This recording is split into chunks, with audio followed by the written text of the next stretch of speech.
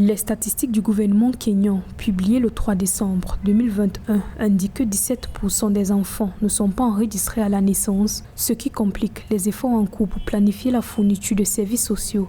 D'après le ministère de l'Intérieur, le pourcentage d'enfants non enregistrés avait diminué par rapport aux 39% enregistrés en 2019.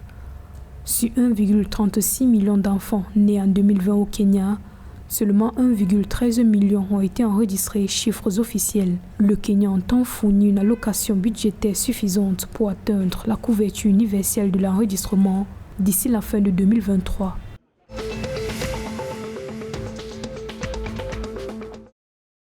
Le Rwanda recherche davantage de partenariats scientifiques et technologiques avec la Chine pour stimuler la croissance de l'enseignement de l'innovation et de la recherche.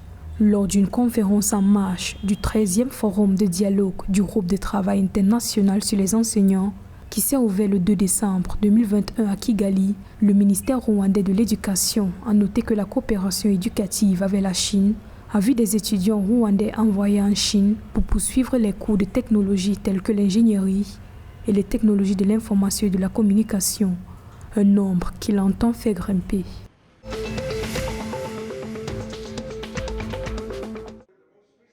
Le Conseil de sécurité des Nations Unies a prolongé de 3 mois, le 3 décembre 2021, un programme permettant aux forces navales internationales de lutter contre la piraterie maritime en Somalie. Cette prolongation vise à soutenir les efforts de la Somalie visant à reprendre le contrôle total de ses eaux et permettre une transition vers un cadre de coopération militaire bilatérale. Pour la France, la durée était trop courte pour permettre à l'opération dirigée par l'Europe de fonctionner correctement.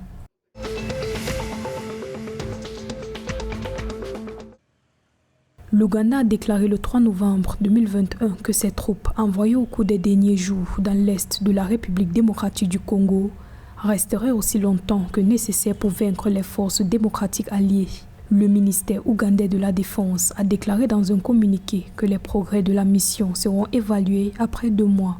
Alors que l'Ouganda et la République démocratique du Congo ont lancé une opération conjointe contre les forces démocratiques alliées au cours des derniers jours, le gouvernement ougandais annonce le déploiement dans ce pays voisin de 300 autres forces spéciales, d'infanterie, d'artillerie et des blindés dans les prochains jours.